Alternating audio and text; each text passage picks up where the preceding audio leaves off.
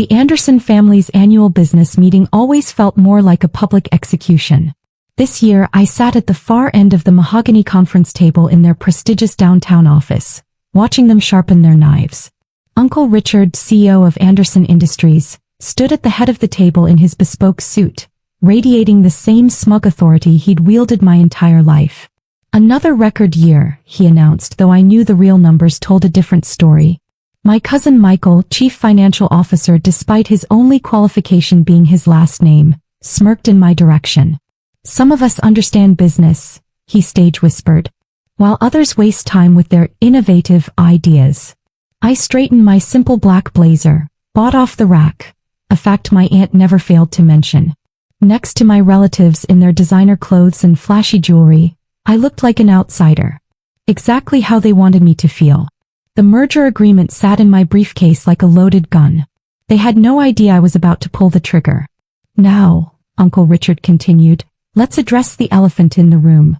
Our family's disappointment." All eyes turned to me. The black sheep. The embarrassment. The one who'd walked away from the family business 5 years ago to start my own company. "Julia," my uncle's voice dripped with fake concern, "would you like to explain to everyone why you're still clinging to your failing startup instead of accepting the position we offered?" I thought back to that position. A junior role under my younger cousin, designed to humiliate me into compliance. They'd expected me to break, to come crawling back after my company failed. Instead, I'd built an empire they didn't even know existed. "Actually, Uncle Richard," I kept my voice calm, professional, "Nova Dynamics is doing quite well." Laughter rippled around the table. My cousin Amanda, head of marketing solely because of her father's position, rolled her eyes. "Oh yes, your little tech company. How many employees do you have now?" 5. If they'd bothered to read any business news in the past 3 years, they'd know exactly how many employees I had. But the Andersons only saw what they wanted to see. "Nova Dynamics is growing," I replied simply. "Growing?" Uncle Richard scoffed. "Let's be honest, Julia. You're the family embarrassment. Your father, my poor brother, would be ashamed if he could see you now." My father. The only Anderson who'd ever supported my vision, who'd believed in me until cancer took him too soon.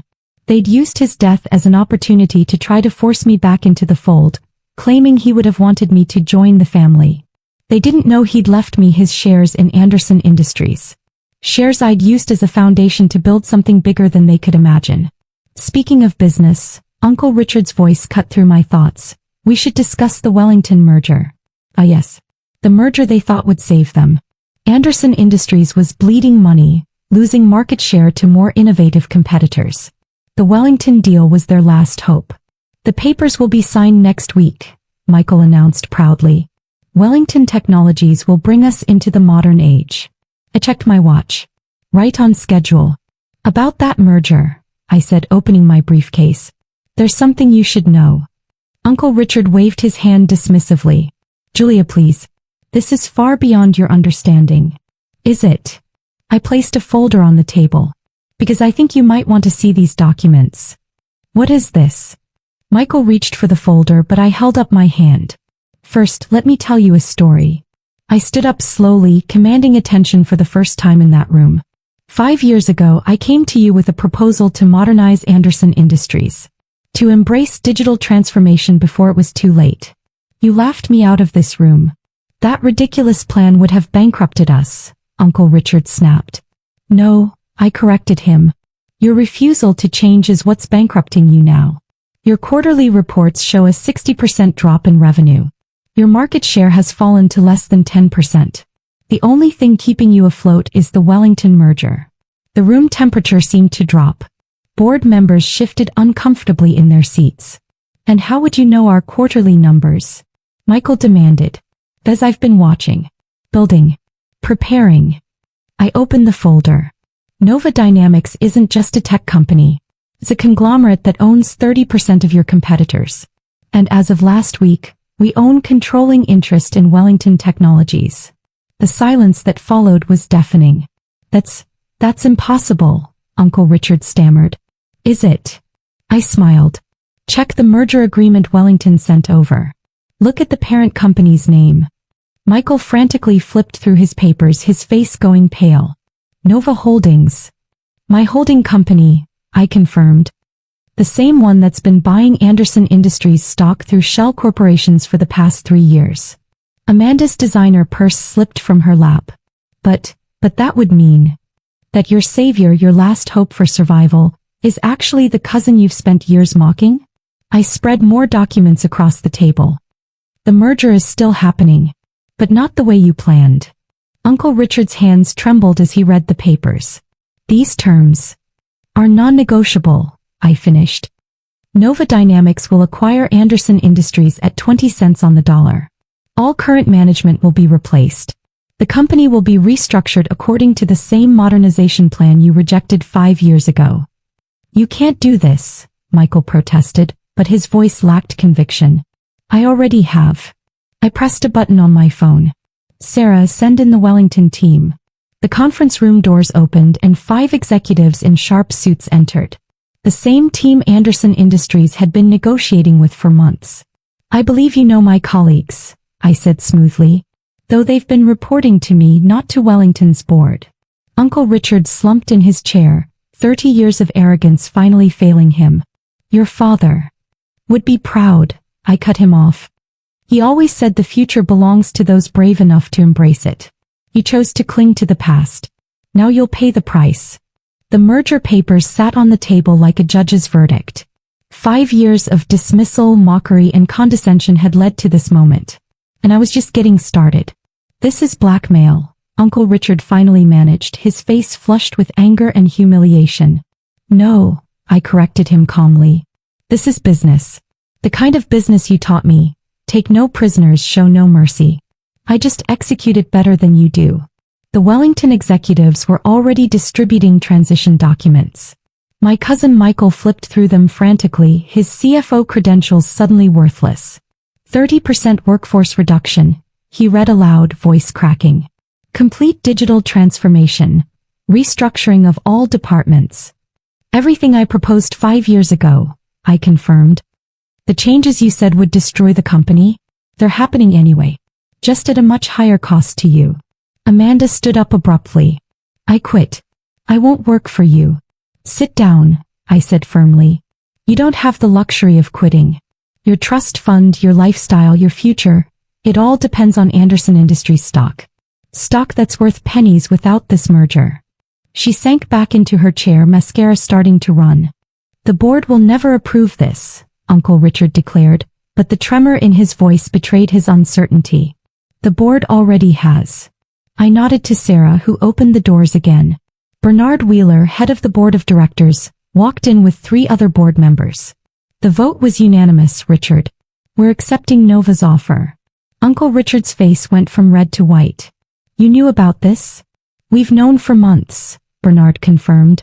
Ms. Anderson approached us with proof of management's incompetence and her plan to save the company. Unlike you, we chose to listen this time. I watched my family's perfect facade crumble. Years of arrogance, nepotism, and resistance to change had finally caught up with them. You have 2 choices, I announced, standing at the head of the table. Their table, now mine. Accept positions in the restructured company with significantly reduced roles and salaries, or leave with basic severance packages. Decide now. And if we fight this? Michael challenged weakly. I smiled. Then I released the audit reports showing how you've been cooking the books for the past 3 years. How many years in prison for financial fraud, cousin? He went pale. Uncle Richard stood up slowly, his shoulders sagging. You planned this. All of it. The Wellington deal, the stock purchases. No, I corrected him. I built something successful. Your company's failure and my ability to save it? That's just karma. Your father, he started, would be proud. I cut him off. He saw what you couldn't. That business isn't about maintaining power, it's about creating value. He taught me that before he died. We're still family, Amanda tried, her voice small. Family. I laughed. Was it family when you called me the embarrassment? When you mocked every idea I had? When you used my father's death to try to force me back under your control? Silence fell over the room. The new Anderson Industries launches next month, I continued. Those who want to stay can meet with HR tomorrow to discuss their revised positions. Those who don't, security will escort you out today. You can't just, Uncle Richard began. I can and I will. I pressed a button on my phone. Security, please come to the main conference room. As guards entered, I watched my family's empire crumble in real time. Amanda sobbing into her designer purse. Michael staring blankly at the audit reports that could send him to prison. Uncle Richard, shoulders slumped, 30 years of dominance evaporating. One more thing, I added as security approached. The Anderson name stays on the building. As a reminder that the future belongs to those who embrace it, not those who cling to the past. The transformation of Anderson Industries began immediately. We stripped away layers of nepotism and outdated practices. Some employees celebrated the changes. Others, particularly my relatives' old allies, resigned in protest. Surprisingly, Michael asked to stay. I want to learn, he said quietly during his HR meeting. Really learn, not just coast on the family name. Amanda left for a smaller firm but sent an email a month later. You were right. About everything. I'm sorry we didn't see it sooner. Uncle Richard held out longest, refusing to accept the new reality until the board forcibly removed him. But 6 months later I received a letter from him. I was wrong, he wrote. About business, about change, about you. Your father would indeed be proud. 1 year after the takeover, Anderson Industries had transformed into a digital powerhouse. Our stock price quadrupled. The same relatives who'd called me an embarrassment now bragged about their connection to the company. Yesterday, during the annual business meeting, held in our new high-tech conference room, I watched Michael present our digital transformation results. He'd learned, adapted, grown. Remember when we thought we knew everything about business? He asked later. Remember when you called me the family embarrassment? He had the grace to look ashamed. We were wrong. Yes, you were. I smiled. But you learned. That's what matters. Last week, a business magazine wanted to interview me about the Anderson Industries transformation. They asked why I bought the company instead of letting it fail. I showed them a photo from 5 years ago, my last day before leaving, when they'd laughed at my proposals. Sometimes success isn't about destroying the old guard, I told them. It's about teaching them a new way to march. The Anderson Industries logo still stands atop our building, but it means something different now. Something my father would have been proud of. Something worth building. Sometimes the best revenge isn't watching them fail. It's making them succeed on your terms. And sometimes, just sometimes, being the black sheep means leading the flock in a new direction.